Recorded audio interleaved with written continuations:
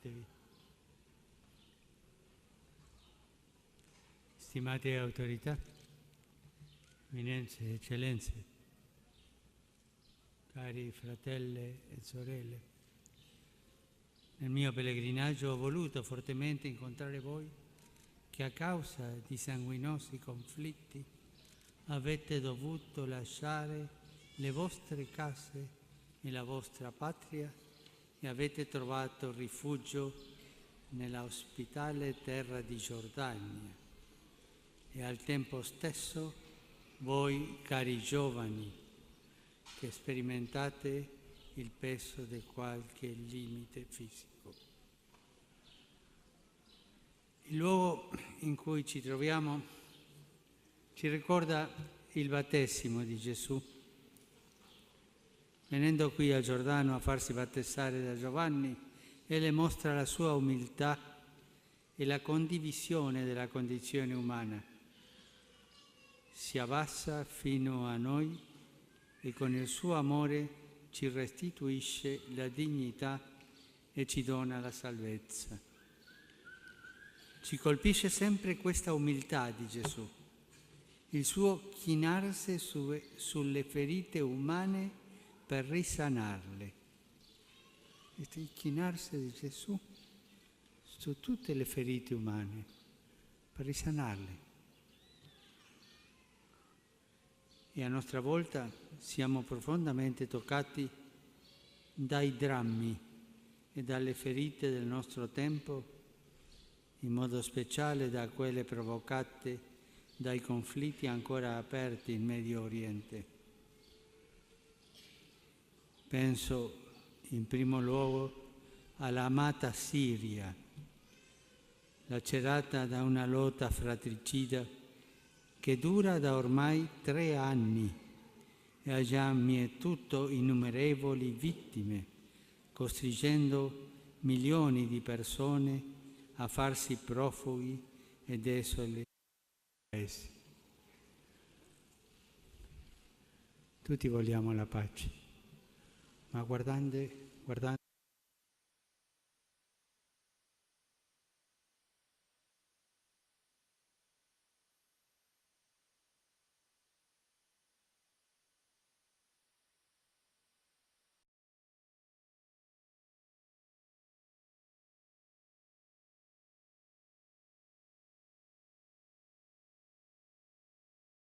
ecco la radice del male, l'odio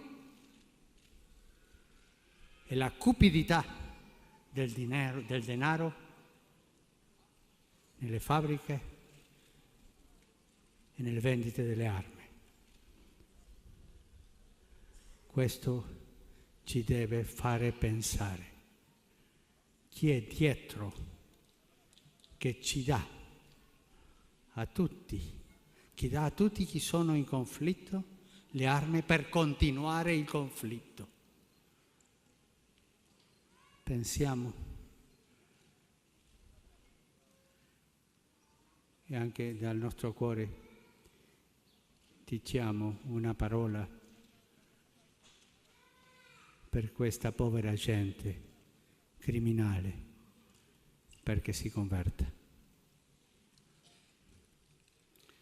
Ringrazio le autorità e il popolo giordano per la generosa accoglienza di un numero elevatissimo di profughi provenienti dalla Siria e dall'Iraq ed estendo il mio grazie a tutti coloro che prestano la loro opera di assistenza e di solidarietà verso i rifugiati.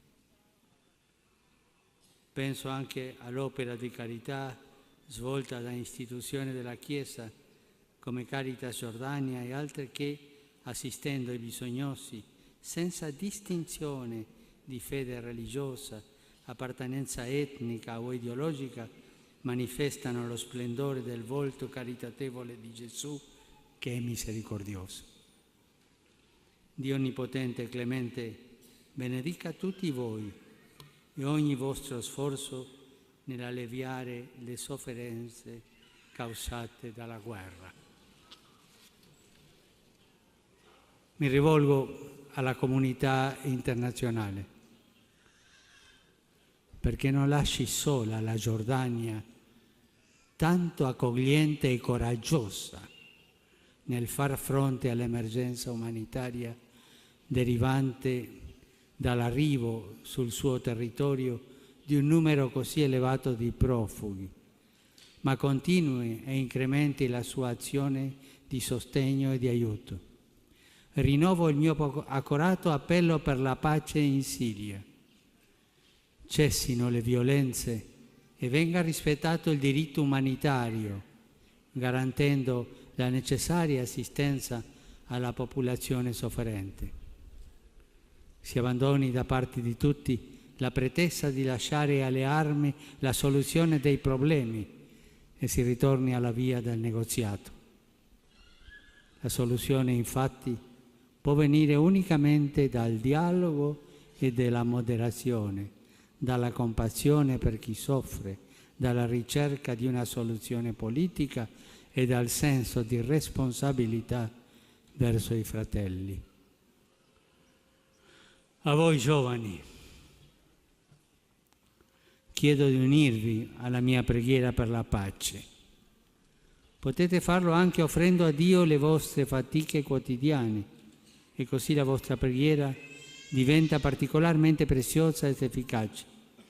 E vi incoraggio a collaborare col vostro impegno e la vostra sensibilità alla costruzione di una società rispettosa dei più deboli, dei malati, dei bambini, degli anziani. Pur nelle difficoltà della vita, siate segno di speranza. Voi siete nel cuore di Dio. Voi siete nelle mie preghiere e vi ringrazio per la vostra calorosa e gioiosa e numerosa presenza. Grazie.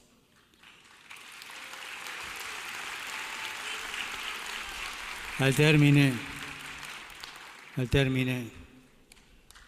di questo incontro rinnovo l'auspicio che prevalgano la ragione e la moderazione e con l'aiuto della comunità internazionale la Siria ritrova la via della pace. Dio converta i violenti, Dio converta coloro che hanno progetti di guerra, Dio converta coloro che fabbricano e vendono le armi e rafforza i cuori e le menti degli operatori di pace e le ricompensi con ogni benedizione. Che il Signore vi benedica tutti voi.